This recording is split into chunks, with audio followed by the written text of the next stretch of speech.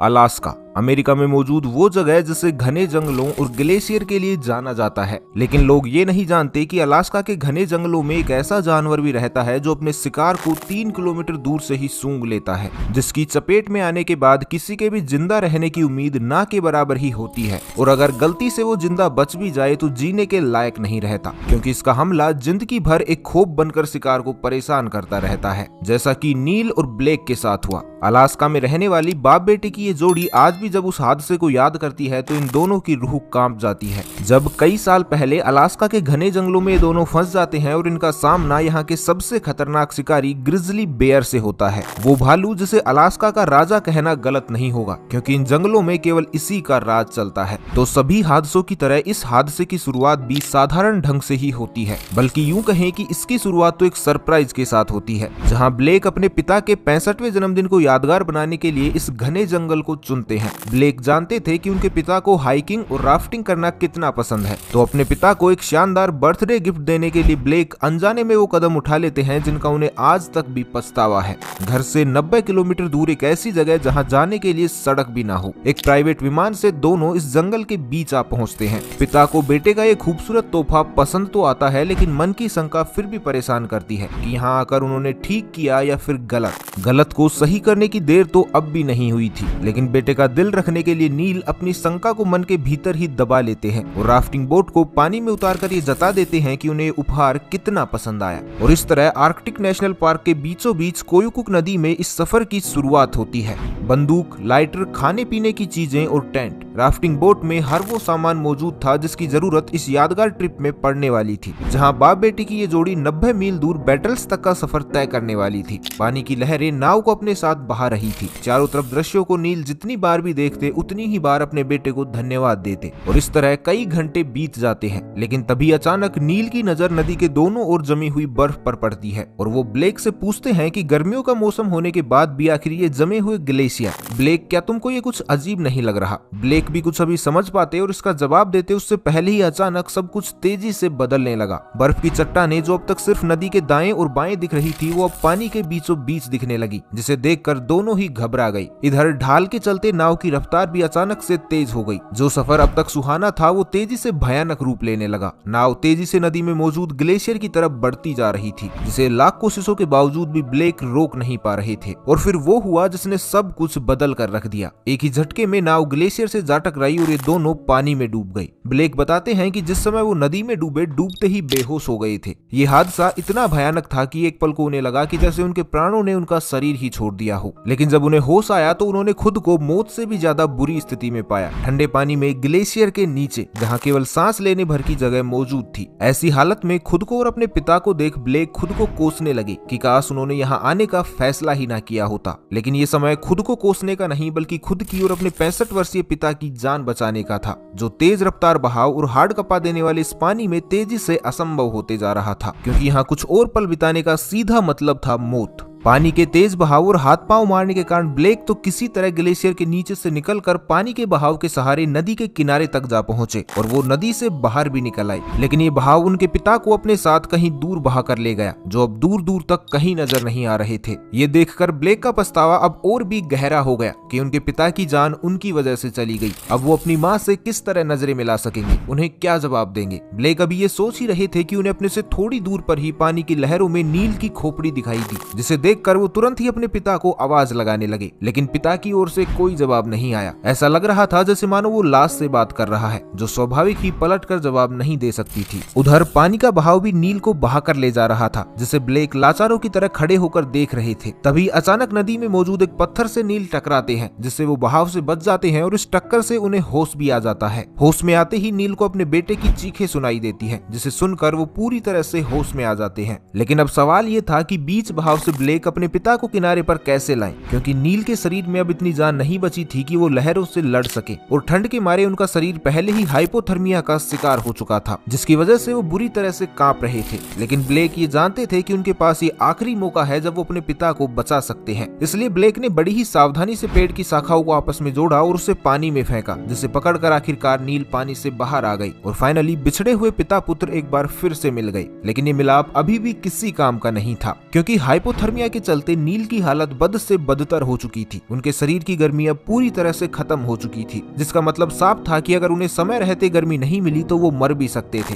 लेकिन ब्लेक और नील अपना सब कुछ पहले ही गंवा चुके थे। हर जरूरी सामान उस हादसे की भेंट चढ़ चुका था। अब उनके पास कुछ भी नहीं था। लेकिन किस्मत ने उन्हें अपनी जान बचाने का एक आखिरी मौका दिया, क्योंकि किस्मत से ब्लेक की जेब में एक लाइटर मौजूद था। इसलिए ब्लेक ने भी देर न करते हुए जल्दी जल्दी लकड़ियां इकट्ठा की और उनमें आग लगा दी, जिससे वो अपने पिता के शरीर के गिरते हुए तापमान को किसी तरह कंट्रोल कर पाए। जैसे ही ब्लेक के पिता की हालत में सुधार आया तो पहला सवाल ये खड़ा हुआ कि अब आगे करना क्या है। जो दिन पहले ही खराब हो चुका था अब वो धीरे धीरे ढल भी रहा था और अंधेरी रात को नदी के किनारे बिता पाना आसान नहीं था। इसलिए अब अगला काम था एक ऐसी जगह की तलाश की जाए जहां जंगली जानवरों, ठंड और बारिश के मौसम तीनों से बचा जा सके। अब ये लोग उस जगह को तलाशने निकल तो जाते हैं, लेकिन बीच रास्ते में ही नील की हालत जवाब दे देती है, जिसके कारण ये लोग वहीं रुककर कैंप लगाने की योजना बनाते हैं। ब्लेक यहाँ ये अच्छी तरह जानते थे कि वो अपना डेरा कहीं भी बनाए, पर उन्हें आग की जरूरत तो हर जगह पड़ेगी, इसलिए वो लकड़ियां जुटाने में लग जाते हैं। उधर नील अपने लगाए हुए कैंप में आराम कर ही रहे थे कि अचानक उनकी नजर आने वाली एक भयानक मुसीबत पर पड़ती है। दरअसल जिस जगह वो बैठे थे वहाँ किसी जानवर के पैरों के निशान पहले से ही मौजूद थे, जो इस बात की तरफ साफ संकेत दे रहा था कि उनके आसपास एक बड़ी मुसीबत मंडरा रही है। दरअसल वो जानवर कोई आम जानवर नहीं बल्कि जंगल का राजा था। वो जानवर जिसके इलाके में ये दोनों गलती से आ गए थे। पंजे के निशान देखते ही नील समझ गए थे कि ये निशान ग्रिजली बेयर के थे, वो भालू जिसके पंजे के निशान ये बता रहे थे कि वो उनके आसपास ही मौजूद है और लौटकर वापस जरूर आएगा। लेकिन अब तो ना उनके पास कोई बंदूक थी और ना ही कोई दूसरा रास्ता। हालांकि नील ये भी जानते थे कि अगर वो आग जलाए रखें तो शायद वो बच सकते थे और शायद इससे ज्यादा वो कुछ कर भी नहीं सकते थे। अब नील को तो जैसे तैसे करके नींद आ गई, लेकिन ब्लेक को भालुओं की गरज और उनकी भूख ने रात भर सोने नहीं दिया और आखिरकार इन सब ने उन्हें ये फैसला लेने पर मजबूर कर दिया कि वो मदद की तलाश में वापस घर की ओर जाएंगे, वो भी अपने पिता के बिना। मतलब साफ था कि नील को इसी जगह रुकना होगा तब तक जब तक कि ब्लेक कोई मदद नहीं ढूंढ लेते। यकीनन ब्लेक के लिए भी किसी धर्म संकट से कम नहीं था, क्योंकि पिता को वहाँ अकेले छोड़कर वो जाना नहीं चाहते थे, लेकिन पिता को साथ ले जाना भी संभव नहीं था। लेकिन नील ने अपने बेटे का ये धर्म संकट खुद ही खत्म कर दिया और अपना चाकू और एकमात्र लाइटर उसे सौंपकर उसे कामयाब होने की दुआएं दी और वापस जाने की इजाजत भी। ब्लेक ने भी मैप उठाया और उसके सहारे चल दिए मदद ढूंढने। ब्लेक ने मदद ढूंढने के लिए जो रास्ता चुना वो भी कम मुश्किलों भरा नहीं था। ब्लेक जिधर भी जाते उन्हें हर तरफ भालुओं की आवाज आती, जिधर भी निकलते हर तरफ भालुओं का झुंड घूमता नजर आता। उधर 65 वर्षीय नील ने अपने बेटे को जाने की इजाजत देकर अपनी मुश्किलें और बढ़ा ली थी, क्योंकि भूखे पेट के साथ नील के लिए सबसे बड़ा चैलेंज आग को जलाए रखना था, क्योंकि उनके पास मौजूद एकमात्र लाइटर वो पहले ही अपने बेटे को सौंप चुके थे। ऐसे में अगर आग बुझती तो उन्हें अपनी जान भालुओं को सौंपनी पड़ती, क्योंकि आग ही वो कारण थी जिसकी वजह से वो अब तक भालुओं का शिकार नहीं हुए थे। लेकिन इन मुसीबतों में भी उन्हें सिर्फ एक ही बात का ख्याल था और वो था उनका बेटा ब्लेक, जिसके बारे में नील को पल पल यही ख्याल आ रहा था कि वो आखिर किस हाल में होगा। उधर ब्लेक बिना रुके चलते ही जा रहे थे, इस उम्मीद में कि कब उन्हें कोई मदद मिल जाए। मदद तो मिली नहीं, पर उनका एक ग्रिजली बेयर से सामना जरूर हो गया, जब एक भालू अचानक ही ब्लेक के रास्ते में उनके बेहद करीब आ पहुंचा। इतना करीब कि अब वो दोनों एक दूसरे की आंखों में देख रहे थे। ये पल ऐसा था जब ब्लेक को लगने लगा था कि शायद अब उनका सफर यहीं खत्म हो जाएगा, वो अब इस भालू का शिकार हो जाएंगे। लेकिन तभी ब्लेक को पास ही में मौजूद एक विशालकाय पत्थर दिखा। भालू जैसे ही उन पर हमलावर होने के लिए आगे बढ़ा तो वो भागकर उस पत्थर के पीछे छिप गई और एक बार फिर 2 दिन से बदकिस्मती के बादलों के बीच फंसे ब्लेक की किस्मत ने उनका पूरा साथ दिया और आखिरकार वो भालू से अपनी जान बचाने में कामयाब हो गई। लेकिन खतरा अभी भी टला नहीं था और मदद अभी तक मिली नहीं थी, जिसे ढूंढने के लिए ब्लेक एक बार फिर अनजान रास्तों पर निकल पड़े। समय बीत रहा था, लेकिन ना ही कोई रास्ता मिल रहा था और ना ही कोई मदद। यहाँ तक कि ब्लेक के हाथों में मौजूद मैप भी ब्लेक के किसी काम नहीं आ रहा था। उधर समय बीतने के साथ साथ ब्लेक का पछतावा गहराता जा रहा था कि वो किस तरह अपने पिता को अकेले छोड़ आया है। वो अब तक जिंदा भी है या फिर भालुओं का शिकार हो गई है। ये बात उन्हें मन ही मन परेशान किए जा रही थी। उधर नील भालुओं का शिकार तो अब तक नहीं हुए थे, लेकिन जिस हालात में थे वो किसी मरे हुए व्यक्ति से कम भी नहीं थे। एक दूसरे से जुदा होकर भी दोनों की हालात एक जैसी ही थी।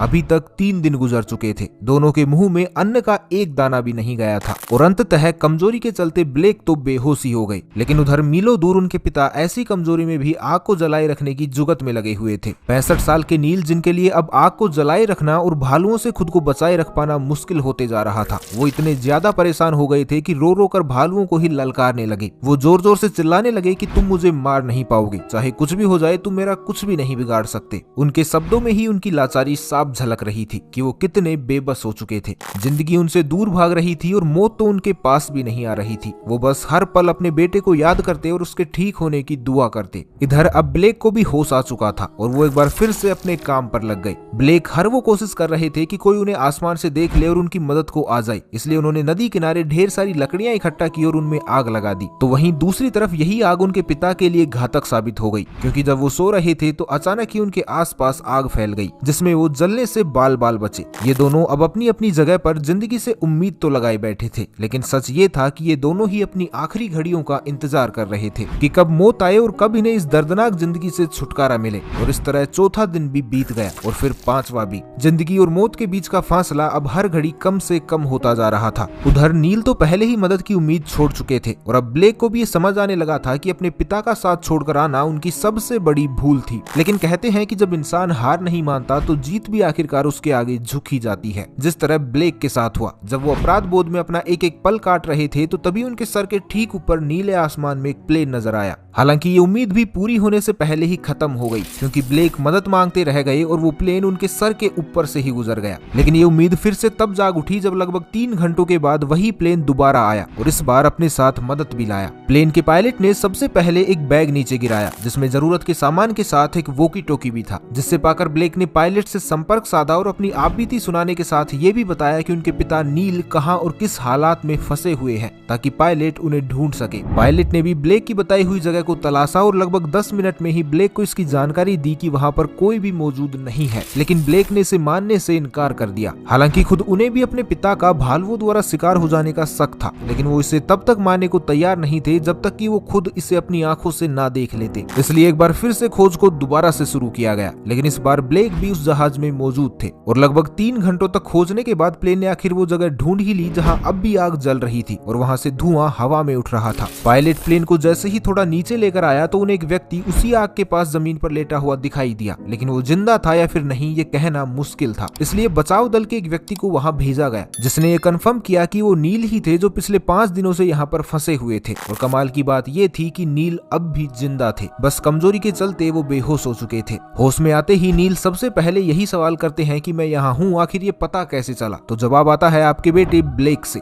ये सुनकर और अपने बेटे को अपनी आंखों के सामने देखकर नील फूट फूट कर रोने लगते हैं, जिन्हें लग रहा था कि वो दोबारा कभी नहीं मिलेंगे। वो बाप बेटे की जोड़ी एक बार फिर से मिल गई, जो बिना किसी अपराध बोध के लेकिन कुछ कड़वी यादों के साथ वापस जिंदा भी लौट आई। तो बस आज के लिए इतना ही। मिलते हैं एक नई वीडियो में, तब तक के लिए खुश रहें, मस्त रहें, हंसते रहें। भगवान करे आप सभी का दिन शुभ हो।